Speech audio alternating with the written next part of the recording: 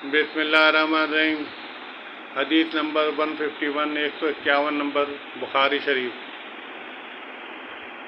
جب نبی کریم صلی اللہ علیہ وسلم قضاء حاجت کے لیے نکلتے، میں اور ایک لڑکا دونوں آپ صلی اللہ علیہ وسلم کے پیچھے جاتے تھے اور ہمارے ساتھ پانی کا ایک برتن ہوتا تھا۔ یہ وہی پچھلی حدیث کی دوبارہ ریپیٹیشن ہے۔ اللہ تعالیٰ ہمیں حدیث سمجھنے کی توفیق عطا فرمائے، آمین۔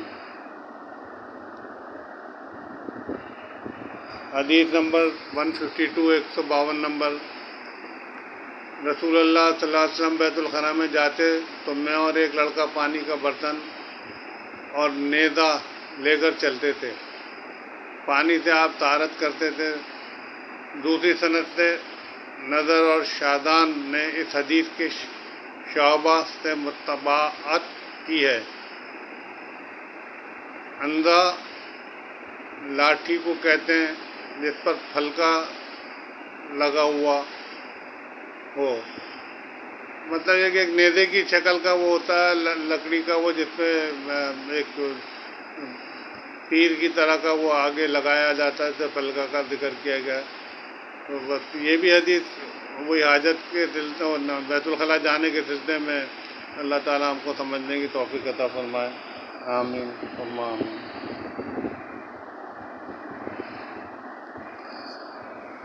بخاری شریف حدیث نمبر 153 153۔ رسول اللہ صلی اللہ علیہ وسلم نے فرمایا، جب تم میں سے کوئی پانی پیے تو برتن میں سانس نہ لے، اور جب بیت الخلاء میں جائے تو اپنی شرمگاہ کو دائیں ہاتھ سے نہ چھوئے اور نہ دائیں ہاتھ سے استنجا کرے۔ یہ تو بڑی واضح حدیث ہے جس کے اندر بتایا گیا ہے کہ آدمی کو حاجت کے بعد اپنے جو بھی طہارت کا عمل ہے اس میں سیدھے ہاتھ کے بجائے الٹے ہاتھ کو استعمال کرنا چاہیے۔ اللہ تعالیٰ حدیث سمجھنے کی توفیق عطا فرمائے، آمین۔ حدیث نمبر 154 154 نمبر۔ آپ صلی اللہ علیہ وسلم نے فرمایا، جب تم میں سے کوئی پیشاب کرے تو اپنا وضو اپنے دائیں ہاتھ سے نہ پکڑے، نہ دائیں ہاتھ سے طہارت کرے، نہ پانی پیتے وقت برتن میں سانس لے۔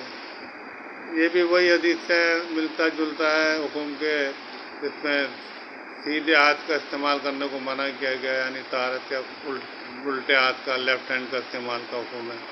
اللہ تعالیٰ ہمیں حدیث سمجھنے کی توفیق عطا فرمائے، آمین ثم آمین۔